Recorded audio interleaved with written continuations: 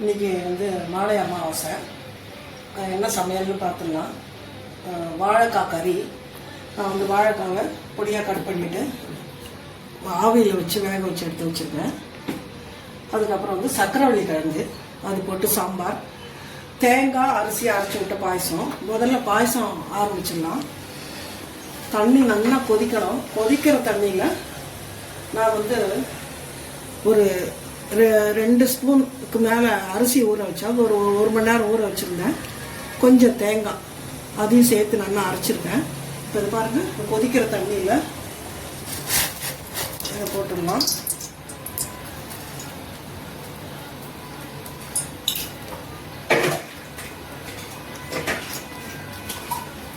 போட்டுட்டு கொஞ்சம் உடனே கலரிடலாம். ஏன்னா அப்படியே அந்த நேரத்தில் அப்படியே கட்டியாயிடும்.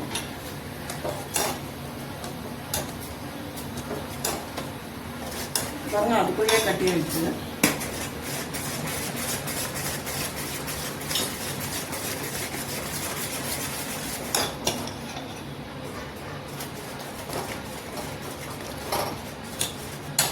இன்னும் கொஞ்சம் தண்ணி ஊற்றுறேன்.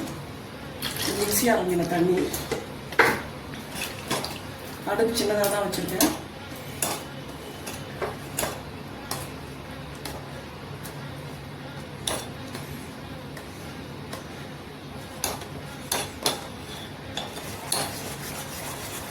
கொஞ்சம் கொதிக்கிட்டோம். அதுக்குள்ள கறிக்கு பார்த்துடலாம். நான் சிம்மில் தான் வச்சுருக்கேன். கடுகு போட்டுக்கிறேன். உளுத்தம் பருப்பு,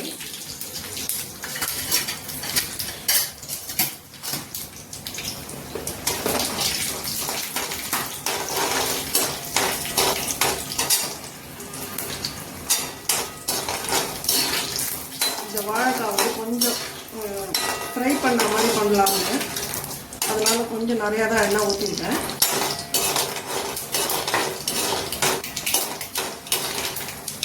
வெடிச்சுட்டு கருவேப்பிலை போட்டுக்கிறேன்.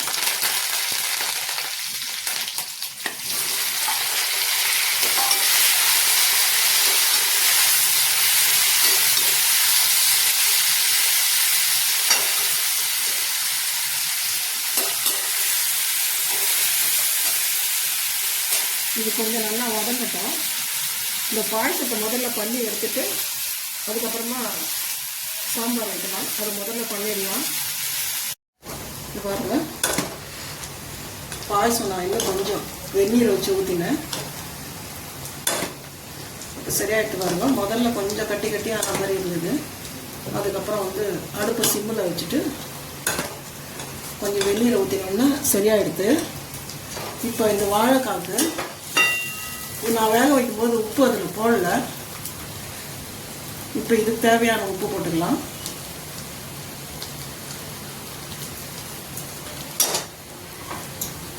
மிளகாப்பொடி 1 ஸ்பூன் போடுறேன். காரத்துக்கு ஏற்ற மாதிரி சரியாக இருக்கும்னு நினைக்கிறேன். அவ்வளோதான். இந்த கறி கொஞ்சம் வதங்கிடுச்சுனால ஓரளவுக்கு முக்கால்வாசி வெந்துருச்சேன்னா அப்படியே போட்டோம்னா இந்த இனிப்பு சட்டியில் போய் அப்படியே ஒட்டி ஃப்ரை பண்ண முடிய மாட்டேங்குது. அதை வந்து இல்லைன்னா நல்லா வேக வச்சு எடுக்க வேண்டியது. வேக வச்சாலும் ரொம்ப குழம்பு வருது.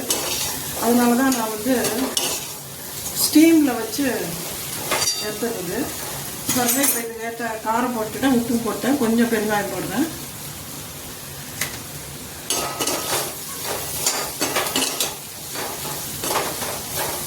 இது போதும். இது இன்னும் கொஞ்சம் ஒரு நிமிஷம் இருந்தால் போதும். இதை எடுத்துடலாம். இப்போ நான் பாயசத்துக்கு 1 கப் அளவுக்கு வெல்லம் எடுத்துருக்கேன். இது வந்து பாகு வெல்லங்கிறதுனால இந்த 1 கப்பு எடுத்திருக்கேன். இந்த 1 கப்பு தான் நான் வந்து தேங்காயும் அரிசியும் அரைச்சி வச்சிருந்த அளவு. அந்த 1 கப்பு தான். அதனால அதே 1 கப்புக்கு கொஞ்சம் கூட இருக்கும். இன்னும் கொஞ்சம் இனிப்பு தேவைப்படுறதுனால, இங்கே ரொம்ப இனிப்பு தேவையில்லைங்கிறதுனால கொஞ்சம் முக்கால் இனிப்பு இருந்தால் போகிறோங்கிறதுனால நான் ஒரு சரிக்கு சரி போட்டிருக்கேன். 1 கப்பு வந்து நம்ம அரைச்சி விட்ட மீது இருந்ததுனால தேங்காயும் அரிசியை அரைச்சி விட்டது 1 கப்பு இருந்ததுனால நான் அதே 1 கப்பு அளவுக்கு வெல்லம் எடுத்துருக்கேன். இன்னும் கொஞ்சம் ஸ்வீட் அதிகமாக சாப்பிட்றவா இன்னும் கூட கொஞ்சம் எடுத்துக்கலாம். இது இந்த வெல்லம் வந்து இப்போ கரையிட்டோம். இனிமேல் கட்டி தட்டாது, பயம் இல்லை. இப்போ இதுக்கு வந்து தாளிச்சு கொட்ட வேண்டியதான். இந்த கறி வந்து நல்லா வதங்கிட்டு அடியிலையும் ஒட்டாமல் வந்துருக்கிறதுனால கறி ரெடி ஆகிடுது. இப்போ இதை நான் வேறு பவுலுக்கு மாற்றிட்டு அந்த பாயசம் கொதிக்கட்டும். கொஞ்சம் பெருசாக வச்சுருக்கேன். கொஞ்சம் இன்னும் கொதி வரட்டும். அது வந்தவுடனே அதுக்கு வந்து ஏலக்காய் போட்டு இறக்கிட்டு முந்திரி திராட்சையை தாளிச்சு கொட்டிடலாம். அதுக்கப்புறம் சாம்பார் வடை தட்டணும். பாருங்க, வெள்ளை கரைஞ்சி எடுத்துனோம்னா கொதி வந்துடுது. போகிறோம். இதுக்கு மேலே கொதிக்க வேண்டாம். இதில் என்ன ஆறின உடனே பால் ஊற்றினா போகிறோம். கறி ரெடி ஆகிடுது. நான் அதை ஆஃப் பண்ணிட்டேன். கறியை வந்து மூடி வச்சிடலாம்.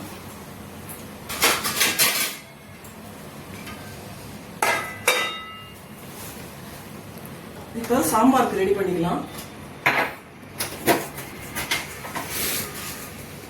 நான் ஒரு 2 ஸ்பூன் அளவுக்கு கடலை எண்ணெய் ஊற்றிருக்கேன். வெந்தயம், கடுகு, ஒரு பக்கம் மிளகாய்,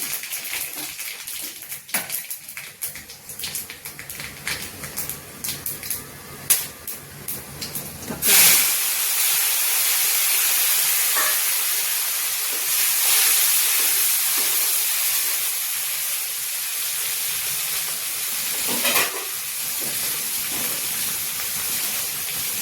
கருவேப்பிலை போடுறேன்.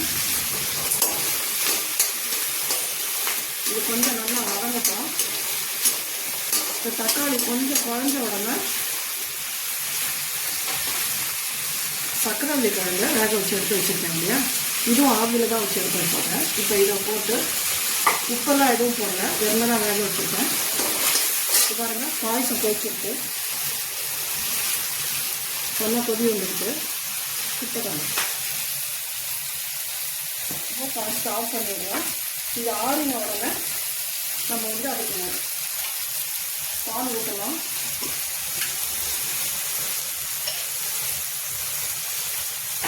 இது கொஞ்சம் வதங்கட்டும். அதுக்கு இன்னும் வந்து தாளிச்சு கொட்டலாம். முந்திரி திராட்சை ஏலக்காயெல்லாம் இந்த மாதிரி பால் வாங்கிட்டு அதுக்குள்ளே இந்த சாம்பாரை ரெடி பண்ணிட்டு வரலாம்.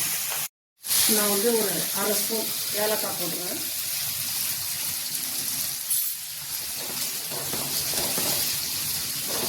முந்திரி திராட்சையும் வறுத்து கொட்டிடலாம்.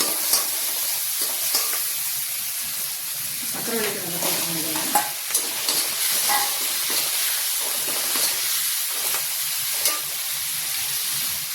புளி ஊற்றிடுவேன்.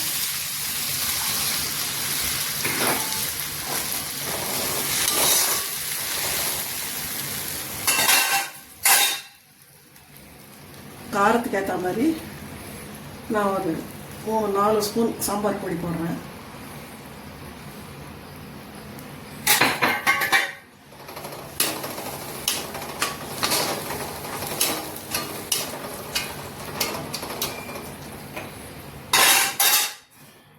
சாம்பாருக்கு ஏற்ற உப்பு,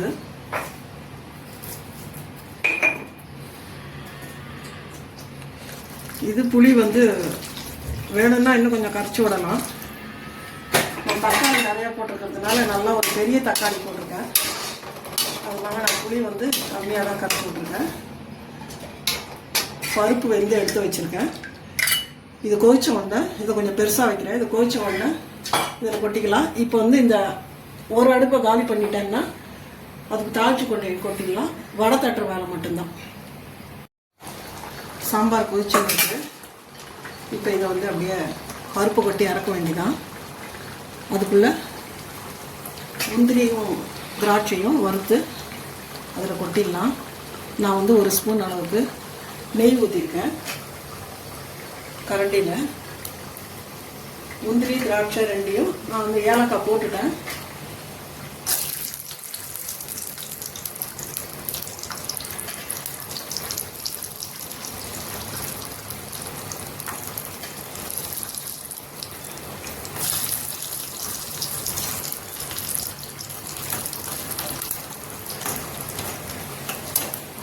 கொஞ்சம் திராட்சையும் போட்டுக்கலாம்.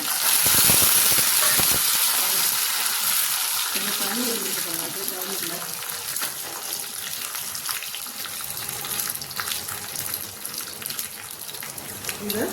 இந்த பாயசத்தில் கொட்டிக்கலாம்.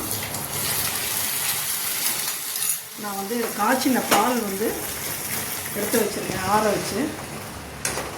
இது கொஞ்சம் ஆறின உடனே இதில் ஊற்றிக்க வேண்டியதான். இப்போ வந்து சாம்பார் ரெடி ஆகிடுது. பருப்பு இதில் கொட்டிடுறேன்.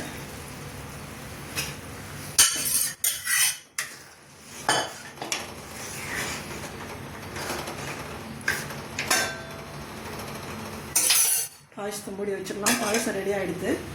நான் வந்து வடைக்கு அரைச்சி வச்சுருக்கேன். நான் 1 டம்ளர் 1 அழாக்கு போட்டேன் உளுத்தம்பருப்பு, 1 ஸ்பூன் அளவுக்கு அரிசி அதையும் போட்டு நல்லா அதை அரைச்சி கெட்டியாக அரைச்சி எடுத்து வச்சுருக்கேன் பாருங்கள். இதில் உப்பெல்லாம் எதுவும் போடலை.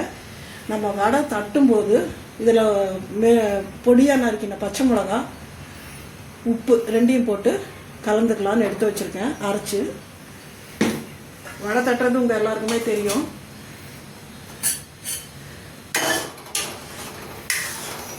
அவ்வளோதான். அந்த சாம்பார்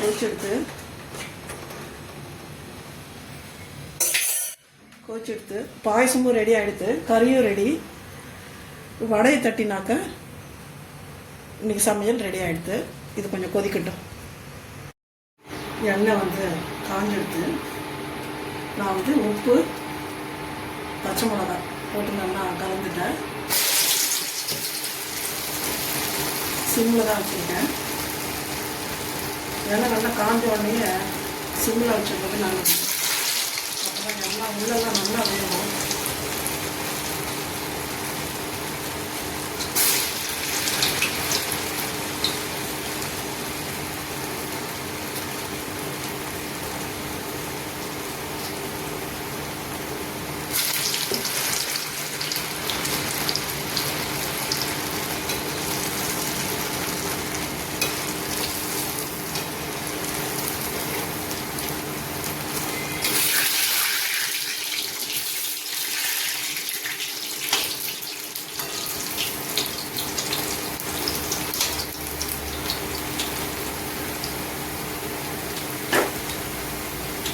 இது கொஞ்சம் நல்லா 2 பக்கமும் வேகட்டும்.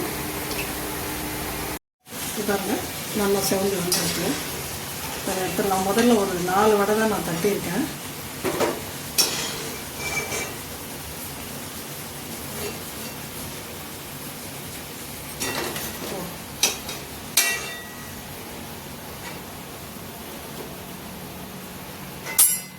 வடை ரெடியாக எடுத்து மிச்சம் இருக்கிற மாவையும் நான் தட்டி எடுத்துட்டு சமையல் எல்லாம் ரெடி ஆகிடுது. மிச்சம் இருக்கிற மாவை தட்டிட்டு நான் காமிக்கிறேன். இன்றைக்கி மாலையபட்ச அமாவாசை சமையல் நீங்கள் பார்த்துருப்பீங்க. இப்போ எல்லாமே ரெடி ஆகிடுது. நான் வந்து எல்லாமே காக்காய்க்கு சாதம் வைக்கணும், அதனால் சாதமும் வச்சுட்டேன். காலத்துக்கு பருப்பு, வடை ரெடி ஆகிடுது, பாயசம், வாழைக்காய் கறி, சக்கரவள்ளி கிழங்கு, சாம்பார். இதுதான் இன்றைக்கி மாலையபட்சத்துக்கு. நீங்கள் பார்த்துருப்பீங்க என்ன எப்படி பண்ணினேங்கிறத. நீங்களும் இதே மாதிரி பண்ணிவிட்டு எனக்கு கமெண்ட் சொல்லுங்கள் எப்படி இருந்தது என்னன்னுட்டு. அடுத்த வீடியோவில் பார்க்கலாம்.